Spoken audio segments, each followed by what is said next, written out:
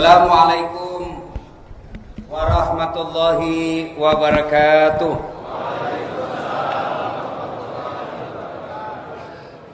Alhamdulillah. Allahumma salli ala Sayyidina Muhammad wa ala alihi wa sahbihi ajma'in. Amma ba'd. Apalagi setan yang ada di tengah-tengah kita. Bantal. Bukan tanya itikaf, bawa karpet, bawa bantal. Pingin aku itu pindah tempat tidur, bos. Bos, ini itikaf sekali setahun, bos. 27 Ramadan, biar kau nangis-nangis besok ndak ada lagi. Ini hanya sekali setahun. Allah kasih kau tidur selain ini, tidur mako. Terserah, biar kalian mau.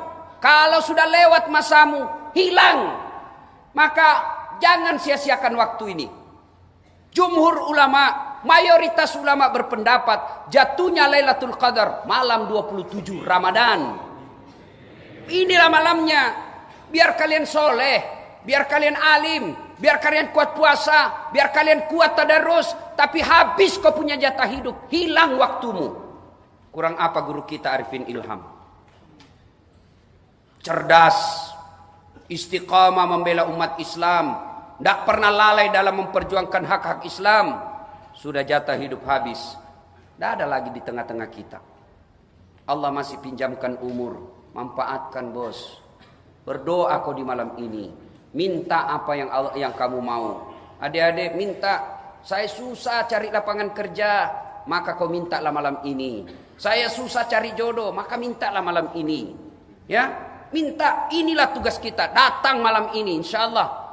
Berdoa sebaik-baiknya supaya Allah cepat kabulkan doa. Ada rahasianya. Ini ada rahasianya. Kan sama kita, Pak, ngirim ke Sulawesi. Kan ada caranya.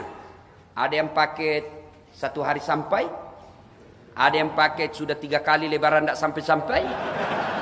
Ya, jadi begini. Ada juga caranya. Bagaimana caranya? Saya sampaikan kisah.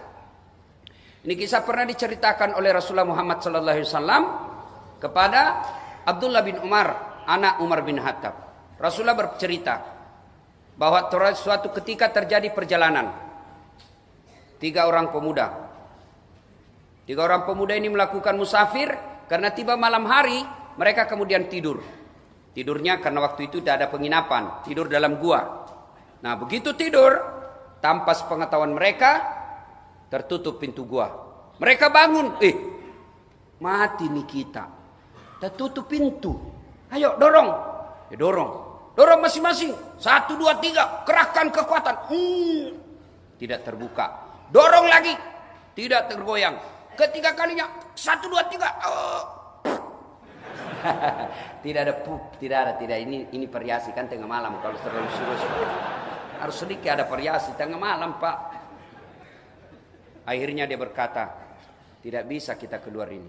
Kita sudah ikhtiar, sudah upaya, tidak ada lagi. Kita minta tolong kepada Allah. Maju orang pertama sambil berdoa. Ya Allah, saya pernah mengurusi ibuku. Tiap hari kulakukan, aku tinggalkan niagaku dari pasar, lalu saya jalan kaki berkilo-kilometer ke rumahku. Kusuap ibuku, makan siang. Setelah itu aku tuntun dan bimbing sholat duhur karena lagi sakit. Setelah selesainya, saya kembali lagi ngurus niaga saya. Tiap hari kulakukan itu ya Allah. Saya tinggalkan daganganku, jalan kaki berkilo-kilometer, memuliakan ibu saya. Ya Allah, apabila hal itu adalah kebaikan di sisimu, saya mohon kepadamu ya Allah, kabulkan doaku. Balas kebaikanku mengurus ibu dengan mengabulkan doaku. Buka pintu surga. Pintu gua. Saya diganggu ini sambil ngeder-ederkan cilengan ini. Karena saya kasihan, jarang sekali singgahnya. Nah, kasih singgah-singgah itu, bos. Kalau dia lancar bertenda di sinya. Dorong keluar. Dia dorong. Bismillahirrahmanirrahim. Dorong. Gerak. Tapi belum bisa dilewati. Maju orang kedua. Ya Allah, saya pernah mencintai seorang wanita. Aku sangat cinta sama dia. Aku berhajat tidur bersama dia. Saya sangat mau sama dia. Dia pun mau sama saya. Mau muntah. Ya Allah, suatu ketika dia datang minta tolong kepadaku. Tuhan, tolong saya. Katanya, ya saya tolong kok, tapi temani saya tidur 1 malam. Kau bukan suamiku, terserah. Mau kau saya bantu? Temani kau tidur. Karena ini perempuan butuh pertolongan. Oke, mereka sepakat di tempat yang mereka tentukan. Waktu yang mereka sepakati, datang ini perempuan. Dalam keadaan telanjang bulat. Saya tidak tahu kenapa perempuan kalau tidak pakaian disebut telanjang bulat. Kenapa tidak disebut telanjang silinder? Saya tidak tahu, jangan tanya saya tidak tahu jawabannya. Lalu dia datang ini perempuan, dia sudah mau lompati. Tiba-tiba dia lihat rambu lalu lintas. Huruf P, silang warna merah. Dilarang parkir. Tidak jadi Pak. Dia ingat, ya Allah. Pada saat itu saya tidak maksiat. Saya tidak berzina. Padahal peluang sudah ada di depan saya. Saya tidak lakukan karena saya takut kepadamu. Apabila itu adalah kebaikan di sisimu. Dan balaslah kebaikan itu dengan membuka pintu gua ini. Bismillahirrahmanirrahim. Dia dorong, bergerak. Tapi belum bisa dilewati. Maju orang ketiga. Ya Allah. Saya pernah mempunyai pegawai. Ketika tiba saatnya gajian, ternyata pegawaiku pergi merantau. Aku simpan duitnya. Ku belikan kambing dari 1 ekor. Kambing hamil, perempuan, betina, hamil, tidak ada suaminya. Namanya kambing. Kambing, hamil, tidak ada suaminya. Kambing. Tapi sekarang banyak juga cewek mau saingan sama kambing. Tidak ada suaminya, hamil. Beleng-beleng. Nikah kau baik-baik bos. Sudah, lalu ketika jumlahnya sudah ratusan ekor, datang yang punya pegawai, pegawaiku, Tuan mana gajiku? Itu ambil itu kambing, 1 lapangan. Maksudnya, kambingmu semua itu, ambil itu. Maksudnya apa? Saya pelihara itu, uangmu, saya belikan kambing, beranak pinak itu semua kambingmu. Diambil semua kambingnya Pak, tidak satu pun tersisa. Diambil semua. Ini juga kurang ajar, simpan kek 1. Diambil semua. Lalu dia ingat kebaikannya, ya Allah. Apabila memelihara amanah adalah kebaikan di sisimu, saya mohon kepadamu ya Allah, balaslah kebaikanku ini dengan mengabulkan doaku. Bismillahirrahmanirrahim.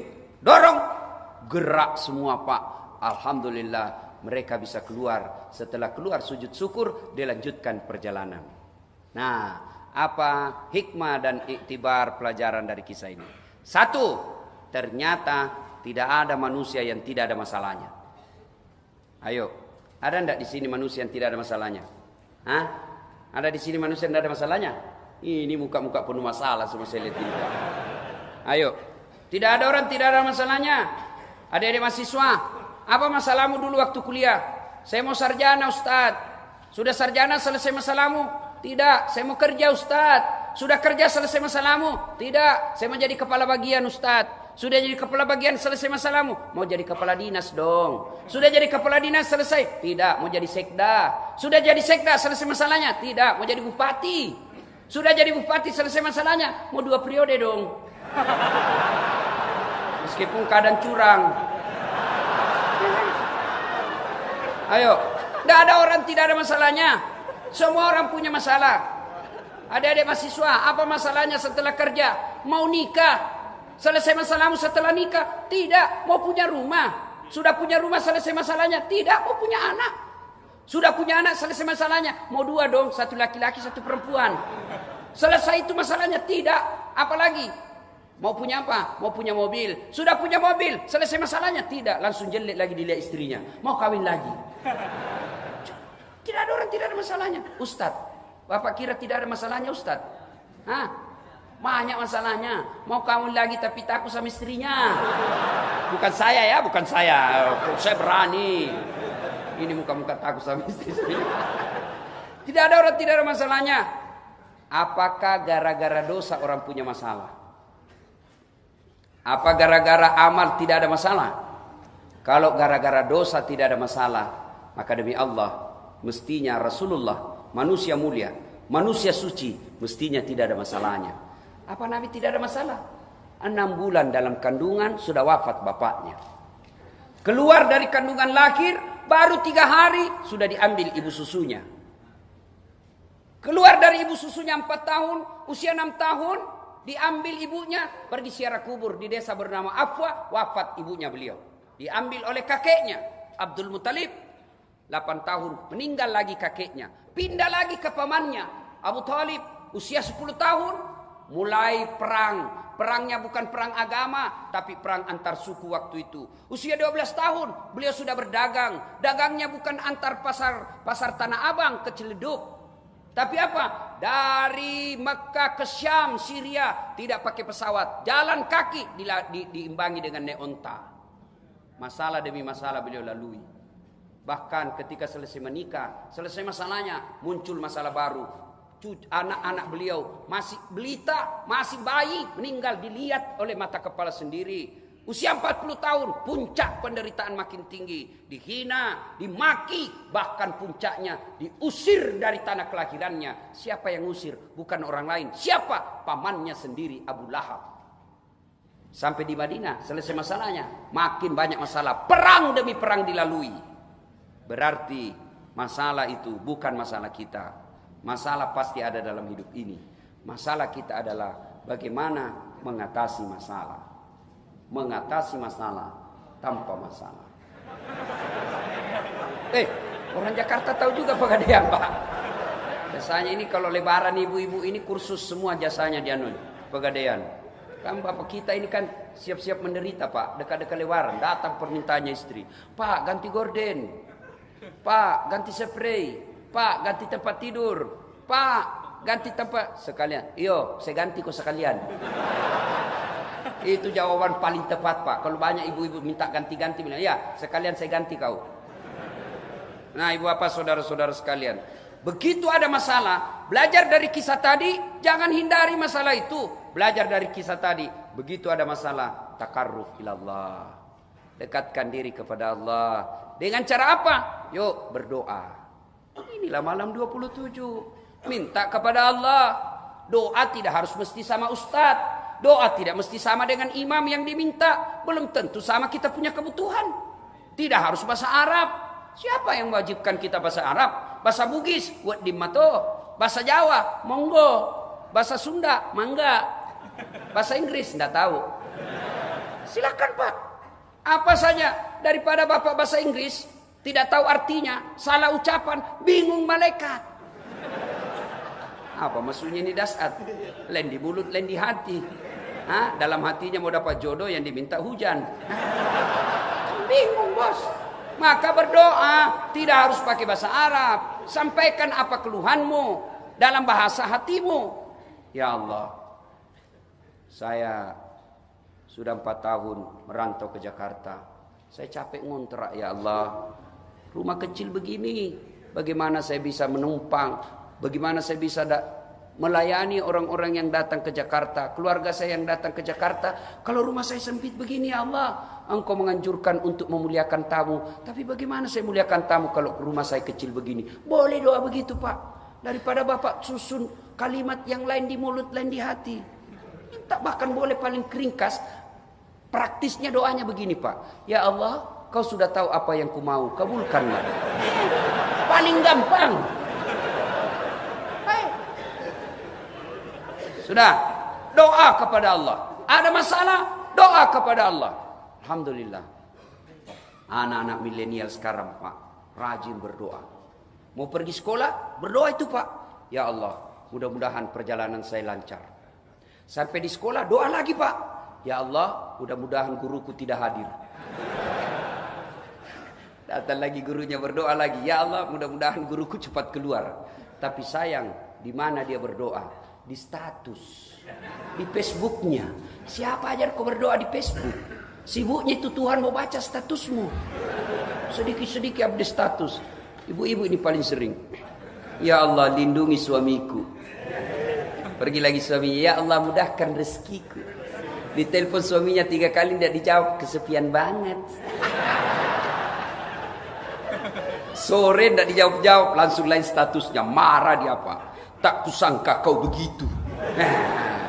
Ya, berdoa Ramadan ini malam 27, minta kepada Allah, Bapak curahkan hati, perhatian, curahkan segala keluh kesah Bapak. Boleh dalam bahasa apapun. Sampaikan kepada Allah, ya Allah, Engkau melarangku meminta hanya kepadamu. Engkau melarangku meminta kepada orang lain. Engkau melarangku menghambakan diri kepada pejabat. Engkau hanya mewajibkanku memohon kepadamu. Maka aku datang memohon kepadamu. Kabulkan permintaan saya. Sesuai janjimu, ud'uni astajib lakum. Minta kau kepadaku, pasti saya kabulkan. Itu janji Allah, bukan janji caleg. Kalau caleg Pak mau dipilih, dia bagi-bagi kartu namanya. Pilih saya, sama-sama kita orang Bugis. Begitu dipilih, dia ganti nomor HP-nya.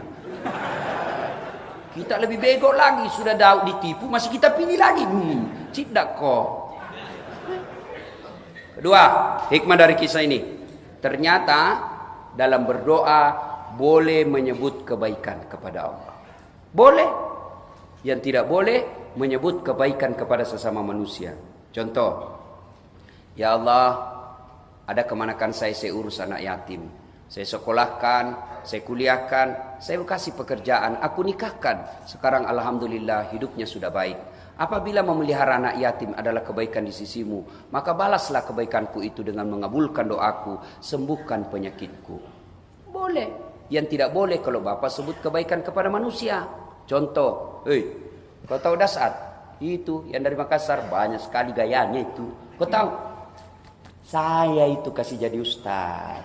Kalau bukan dia, kalau bukan saya, ndak ada papanya itu anak. Ini. Itu dosa bos. Jangan. Kalau menyebut kebaikan kepada manusia, tidak boleh. Kepada Allah, boleh. Yang ketiga, hikmah dari kisah ini. 3 kebaikan yang membuat doa mustajab. Apa itu? 1, birrul walidain. Berbuat baiklah kepada kedua orang tua. Adik-adik sekalian, kalian mau sukses dunia, muliakan saja orang tuamu. Tidak ada jaminan kau pintar bahasa Inggris, hidupmu baik. Tidak ada jaminan kau pandai bahasa ini dan segalanya, kau hidupmu baik. Tapi kalau kau muliakan orang tuamu, jaminannya Al-Quran. Allah jelaskan, muliakan orang tuamu. Ridallah fi ridal walidain. Ridanya Allah tergantung ridanya orang tua. Murkanya Allah tergantung murkanya orang tua. Maka kalian mau sukses pekerjaanmu, muliakan orang tuamu. Ini mau lebaran nih Pak. Kalau Bapak masih ada rezeki, ada waktu pulang kampung.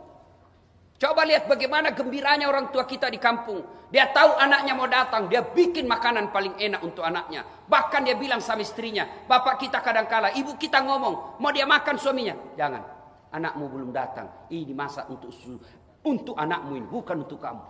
Itu ibu kita. Coba, lalu kita apa mau pulang? Langsung, tiket mahal Ustaz. Siapa suruh kau pilih?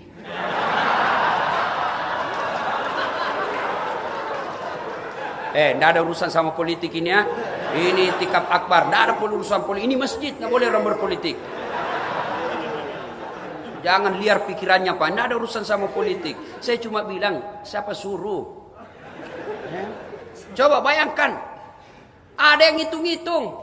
Pak, kalau Bapak tidak bisa mengunjungi orang tua karena dinas dan lain sebagainya, tidak bisa dapat izin, istri utus ke sana Pak. Istri pun dinas, tidak bisa. Anak urus, ketemu dengan neneknya. Tidak bisa juga. Pulus kirim. Pak, saya tidak sempat hadir karena tugas saya. Tapi alhamdulillah saya sudah kirim sama Bapak. Pembeli apa yang Bapak mau. Itu paling tidak itu. Toh sampaikan sama istri. Bu, saya tidak bisa. Itu hadiah THR dari kantor, tidak usah kita ambil, kasih saja ibu di kampung. Kalau istri dia bilang alhamdulillah, saya senang Pak, kirim. Itu istri saya yang baik-baik Pak. Itu sumber rezeki yang istri begitu Pak. Tapi kalau dia langsung bilang, apa kamu? Makmu terus. Kalau ada itu Pak, itu pembawa sial di rumah Pak. Jangan pelihara istri begitu Pak, pembawa sial.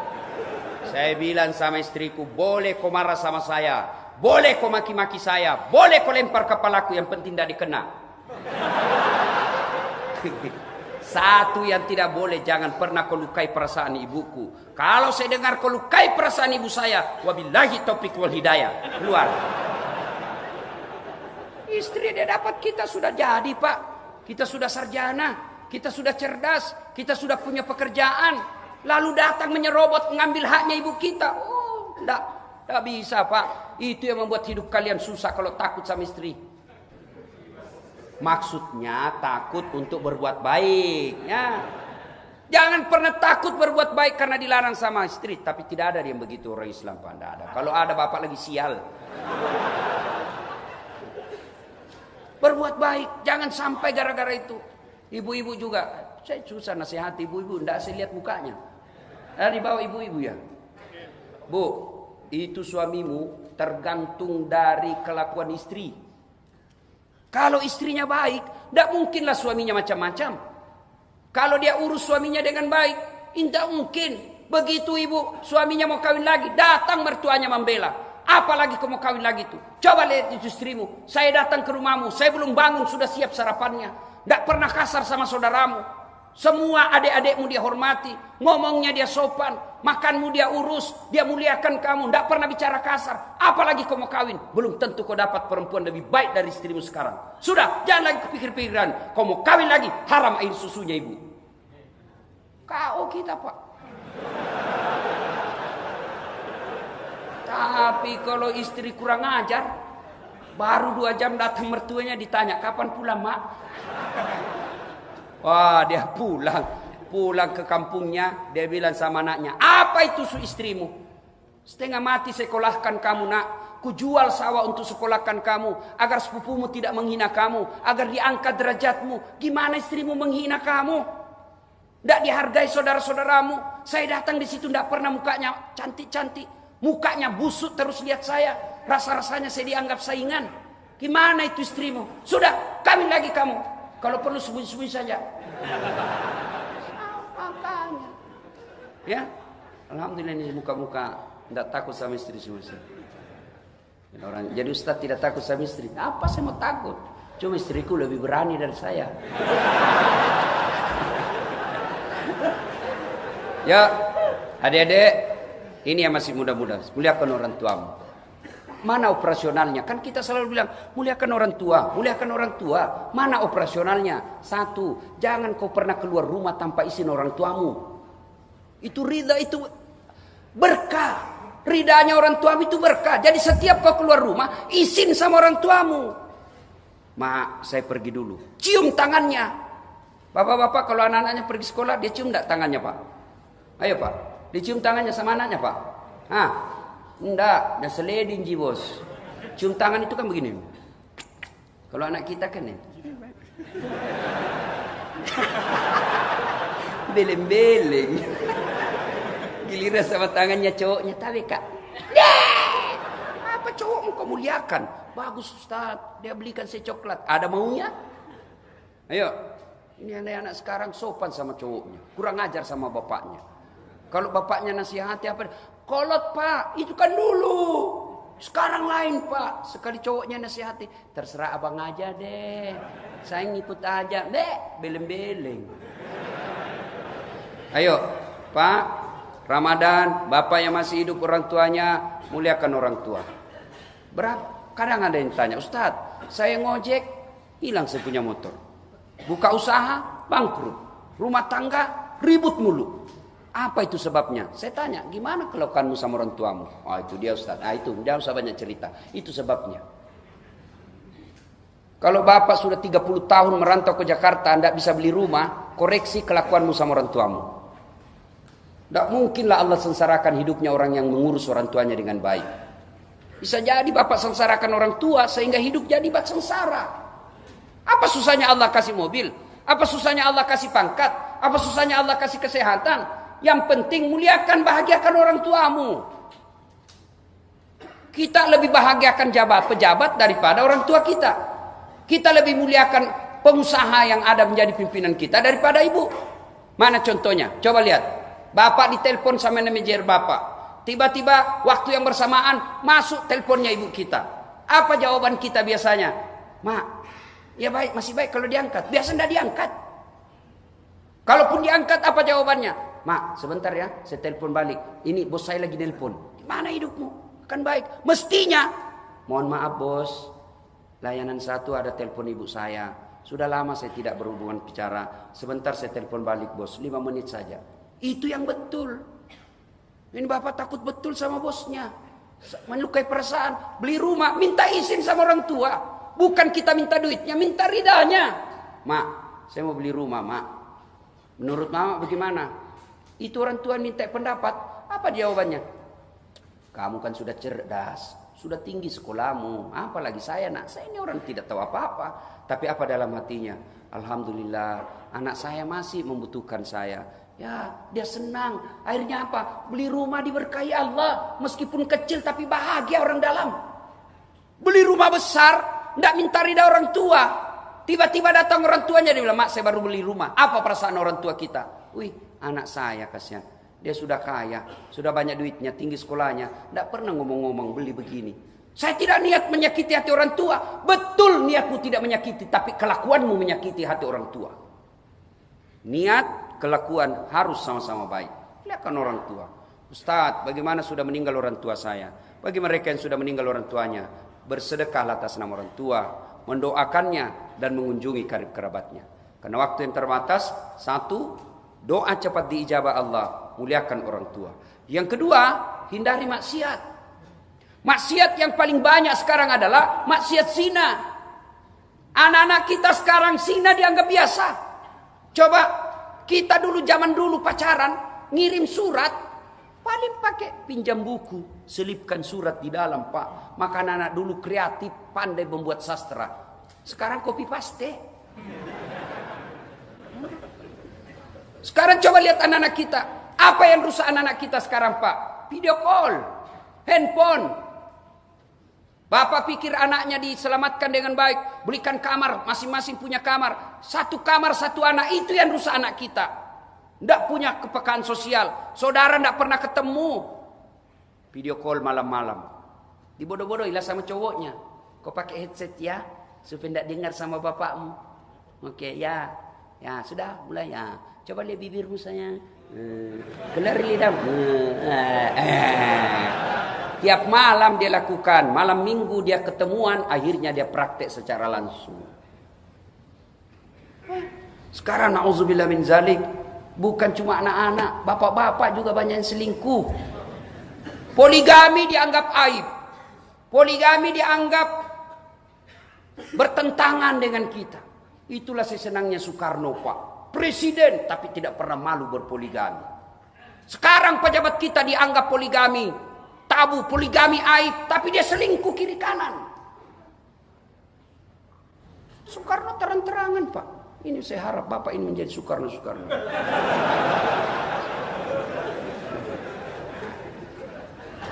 Berzina dianggap biasa. Auzubillahi min zalik. Bapak punya istri, itu mendatanginya adalah ibadah. Bapak tertarik dengan perempuan di jalan, kata Nabi, kalau kau tertarik dengan wanita di jalan, segeralah kau pulang ke rumahmu. Karena apa yang dimiliki wanita di jalan sama persis yang ada di rumahmu. Tidak percaya, periksa baik-baik. Yang ketawa anak muda, ini urusan orang tua. Itu Rasulullah, Pak. Masya Allah. Berapa istri Rasul, Pak? 11. Dari 11 istri Nabi, tidak ada satupun yang mengatakan, saya menyesal menikah sama Muhammad. 11. Bapak cuma 1. Menderita lahir batin. Kenapa? Rasulullah itu, Pak, manusia romantis. Tahu romantisnya Rasulullah? Beliau mandi junub bersama dengan istri. Mandi junub dengan istri. Saya juga dulu, Pak, waktu pengantin baru mandi junub sama istri saya, Pak. Sayang, ya dulu. Sekali sudah anak-anak saya, dia bilang, Ustaz mandi, geli. Rasulullah sampai usia senja. Apalagi, Masya Allah, Rasulullah kalau minum, misal, Bismillahirrahmanirrahim. 1 teguk, dia kasih lagi istrinya. Minum lagi. Kasih lagi istrinya. Hebatnya lagi, bekas minumnya istri, itu yang diminum oleh Rasulullah. Coba Bapak, minum bekas bibirnya istri. Busuk betul mulutmu.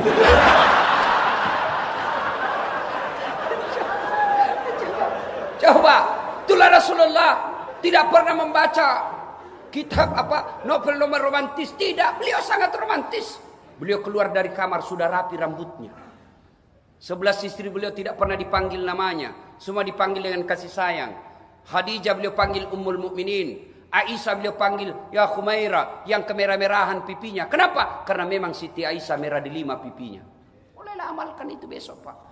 Hasil saya dapat Lailatul Qadar malam 27 Ramadan. Mulai besok aku menyayangimu sayang. Assalamualaikum adindaku yang termancung hidungnya di lorong 3. Dia bilang, tidak mancung hidungnya Ustaz. Giginya dilihat, dia bilang justru giginya mancung. Cari yang bagus. Kalau alisnya ketebal, jangan terlalu jujur. Mentang-mentang istrinya hitam. Hitam. Manalah ada orang Islam. Muliakan istri, Pak. Muliakan istri. Pak, masih ingat waktu kita ijab kabul? Ya? Masih ingat waktu ijab kabul? Saudara Das'at Latif, saya nikahkan engkau dengan anak gadisku, Naura Siddiqiyah Nasrun, dengan mahar seperangkat alat sholat tunai karena Allah.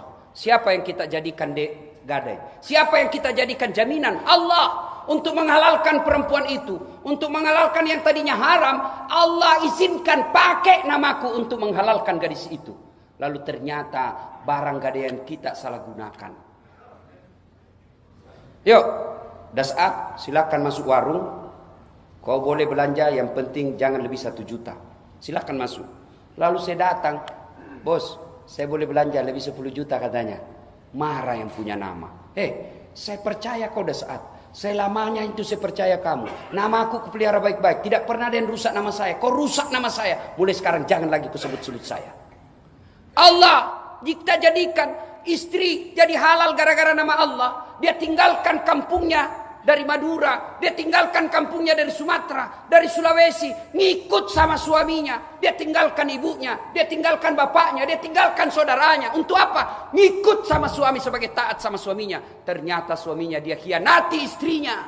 Sampai di Jakarta istrinya dia sakiti perasaannya. Tidak pernah dimuliakan. Gimana hidupmu mau baik? Orang yang kau halalkan. Kau sia-siakan. Kau khianati. Gimana caranya mau baik rezekimu kalau istrimu kau khianati? Rasan rapat, ternyata pergi merapat. Nah, tenang perasaannya ibu-ibu di bawah. Cuma ibu-ibu juga jangan suka ngomel. Gimana suami mau betah kalau ngomel aja kerjanya. Baik kalau dia cantik.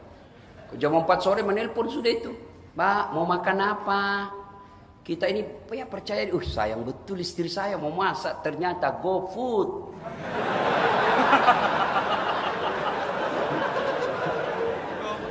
Ayo, saya tanya ibu-ibu di Makassar, itu kan saya lihat itu ibu biar cobek apa itu, becok ladang, sambal, beli juga 10.000 2 sendok. Saya bilang ngapain ibu beli? Praktis Ustaz. Saya bilang benar praktis, tapi tahu enggak ibu? Ibu tidak bakal punya modal untuk masuk surga.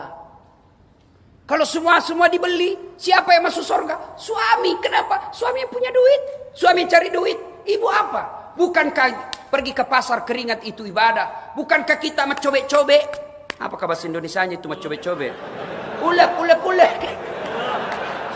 Mangule-ule. Ulek. Ya itu maksudku ya. Itu ibadah, berkeringat itu ibadah. Bukankah masa itu ibadah? Keluar keringatmu adalah ibadah. Kalau kau cuma beli jadi, maka tidak ada pahalamu. Gimana kau masuk surga? Kau tidak punya password, tidak punya bekal untuk masuk surga. Tukang ngomel, malas masak, rewel, panenaka. Mana suamimu betah di rumah? Pernah dengar ceritanya itu jin lari dari sumur? Hah? Nah, adalah bertanya sama saya, Ustaz, kenapa itu istriku suka, suamiku tidak betah di rumah? Saya takut dia tersinggung. Ku ceritakanlah. Bu, ada orang suami istri suka sekali ngomel istrinya. Akhirnya suaminya berpikir bagaimana caranya supaya berhenti ngomel. Wah, dia belikan perhiasan. Sudah dibelikan perhiasan, senang ini ibu. Padahal suaminya di mana sih bawa? Oh, dia ingat. Oh, di kampungnya ada sumur tua, usianya 400 tahun, dalamnya 17 meter. Dia lihat sama suami. Dek, kau lihat itu sumur, ada airnya enggak? Lihat. Ada kak, tapi sedikit aja, enggak dalam ini. Wah, enggak mati berarti dia enggak dalam ini. Begitu dekat sumur, dia dorong istrinya masuk, sok, jatuh, ngomel kau di situ. Saya enggak dengar juga. 1 jam kemudian tiba-tiba dari dalam sumur ada makhluk keluar hitam tinggi besar. Sok, kaget suaminya. Hei, siapa kamu? Saya jin penunggu sumur ini. Sudah 400 tahun saya di dalam. Ada perempuan di dalam, ngomel aja kerjanya.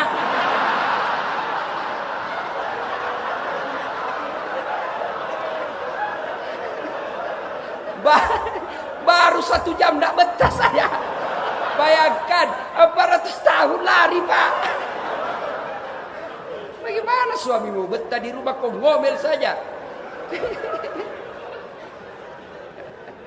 3. Waktu terbatas. 3. Yang membuat doa cepat diijabah, kita review kembali. 1. Berbuat baik sama orang tua.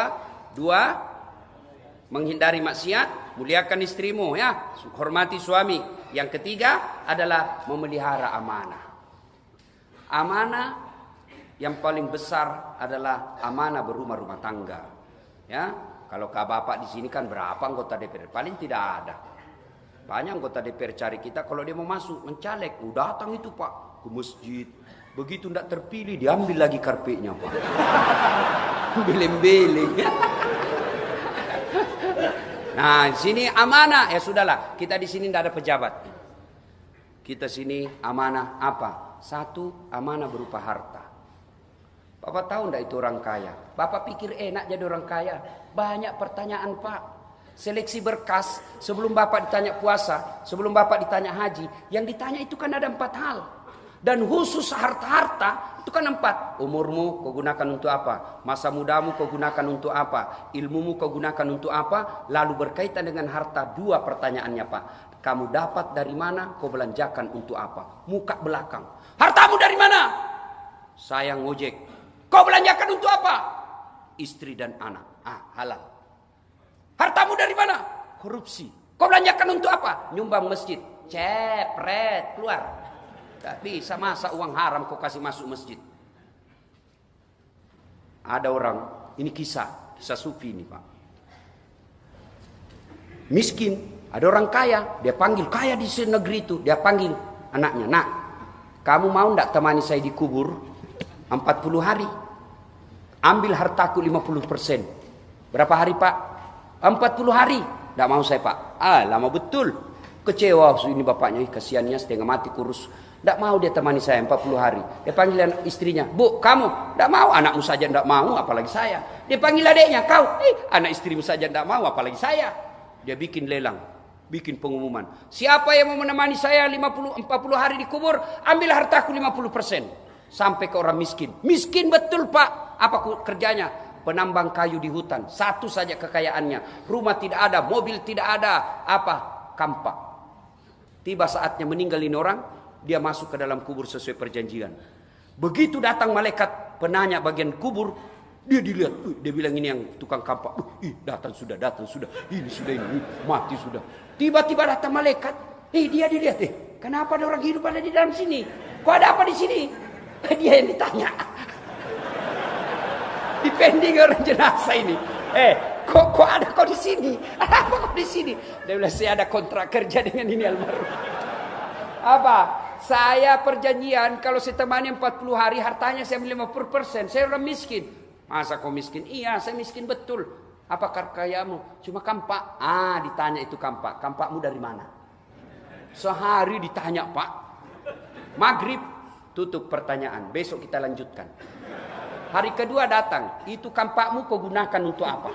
1 hari lagi pak. Ditanya lagi. Tutup. Besok lanjutkan. Hari ketiga. Kau tebang itu pohon apa kau tebang? 1 hari. Hari keempat siapa yang beli itu pohon? Hari kelima dan seterusnya. Hari ke-40 pagi-pagi langsung lompat. Orang di atas sudah tepuk tangan. Alhamdulillah dapat 50%. Apa dia bilang ini orang miskin? Dia buang kampaknya. Apa itu 50%? Ini aja kampak 40 hari saya ditanya. Hati-hati bos. Banyak semua pertanyaanmu. Kalau kita orang miskin apa dia mau tanya? Rumah. ngontrak. Mobil, Grab. Kadang-kadang Gojek. Ayo. Gaji 2 juta per bulan. Kau belanjakan untuk apa? Saya tidak pernah cita-cita jadi pembantu. Cuma ibuku sakit di kampung. Gajiku 1,5 juta untuk orang tuaku di kampung. 500.000 operasional saya selama sebulan. Sholat, alhamdulillah, bukan cuma 5 waktu. Tengah malam saya ikut iktikaf Sunda Kelapa. Sedekah, alhamdulillah. Kalau ada lebihnya saya sedekah sama-sama penjual sayur. Kau haji, mau betul, tapi tidak ada duit. Oh, Inam, kau masuk surga. Meskipun kau di dunia dihina manusia, sekarang aku muliakan kau dengan kemuliaan. Tahdhurul jannati bisalam. Kau pilih ini mana kau mau masuki. Masuk dalam surga. Wah, tiba-tiba datang tuannya, Pak. Yang kaya banyak. Begitu masuk, dia diintip Inem. Ini sudah ini. Ini si pelit ini sudah muncul. Mulai ditanya. Nama? Haji titik-titik. Pekerjaan? Itu istrimu setiap bulan rebonding ke salon. Dari mana itu? Anu apa? Udah jelas dituju matanya. Bang! Lari ditarik lagi. Itu anakmu pasang behel. Dari mana itu? Wah, ditinju lagi matanya. Wah, mau lari ditarik lagi. Itu pelek mobilmu. Tidak mungkin kau bisa beli sebagai pegawai. Dari mana kau dapat itu? Anu tuan. Anu apa? Bang! Kau sholat. Tapi babak belur sudah dia, Pak. Hancur semua mukanya. Bengkok. Kayak itu yang di video kasihan itu yang meninggal. Dipukul-pukul kasihan. Saya bingung lihat orang Indonesia kok bisa begitu. Kejam ya. Anak kecil kok digituin. Borgol aja kasihan. Ngapain kok kasih gitu. Auzubillah min zalik. Mudah-mudahan itu yang kasih begitu nanti tidak tenang hidupnya seumur-umur. Kasihan orang tua. Saya bayangkan, Pak, gimana perasaan orang tuanya. Dia lahirkan anaknya baik-baik. Dari kandungannya 9 bulan. Dia sekolahkan kasihan. Kau bunuh seperti binatang. Auzubillah min zalik. Doa orang begini, Pak, teraniaya. Allah tidak akan biarkan itu ketidakadilan. Allah akan punya cara sendiri menghinakan kalian nanti. Tidak usah ribut, bos. Tidak usah ribut. Allah punya jalan sendiri untuk menghinakan yang begitu. Lanjut lagi cerita. Ini bukan politik ya, bukan politik. Sampai di mana tadi cerita? Masuk juga dia, Pak. Masuklah ini. Tapi sudah babak belur, Pak. Hancur-hancur mukanya. Masuk surga juga. Yang sudah bilang Inam. Tuan, baru muncul Tuan. Dari mana Tuan? Kok terlambat? Saya sudah 4 tahun di sini. Kok Tuhan baru muncul? Saya terlambat, Inam. Kenapa muka? Jangan banyak tanya di situ. Saya sudah 4 tahun. Kok baru termuncul Tuhan? Dia bilang, terlambat saya, Inam. Kok bisa terlambat? Saya kira kan ada 4 mobil di rumah. Dia bilang, itulah yang banyak sekali pertanyaannya. Nah, bapak-bapak, hati-hati, Pak. Harta adalah amanah. Jangan pelit. Tidak dibawa kematian harta apabila tidak dititip sebelumnya. Saya juga tidak setuju kalau ada orang bilang, tidak usah cari harta banyak-banyak, tidak dibawa mati. Bawa mati, Pak. Gimana caranya? Kirim sebelum ajal menjemput. Itu tadi yang ada beredar, itulah tempatnya, Pak. Yang ada di rumah belum tentu Bapak punya. Ibu-ibu di rumah, cicil kiri kanan, cicil ini. Bapak, ibu meninggal, siapa yang punya itu harta? Istri kedua. Bapak-bapak, itu hartanya sedekahkan di jalan agama Allah. Tidak ada orang bangkrut gara-gara sedekah. Demi Allah, tidak ada orang senang orang pelit. Bapak senang tetangga yang pelit atau dermawan? Senang pejabat yang pelit atau dermawan? Senang mantu yang pelit atau dermawan? Senang tetangga yang pelit atau dermawan? Semua senang dermawan. Demi Allah, tidak ada orang suka pelit. Bahkan orang pelit sekalipun tidak suka sama orang pelit.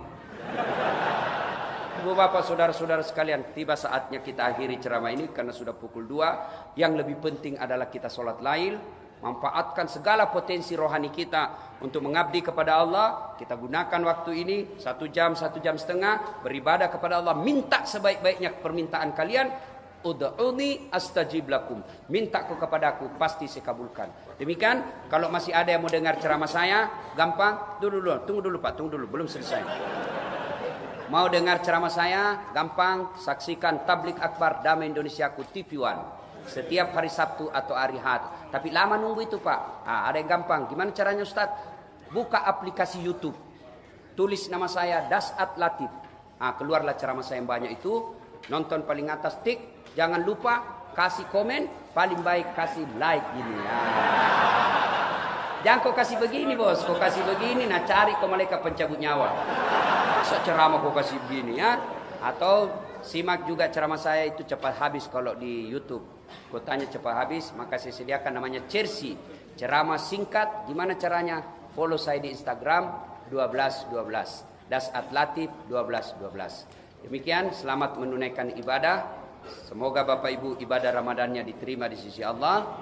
Dan yang lebih penting, ibadah Ramadan itu mampu memperbaiki kita di tahun-tahun yang akan datang. Demikian, lebih dan kurangnya mohon dimaafkan. Nun wal kalam ya misrun. Billahi fi sabilil haq.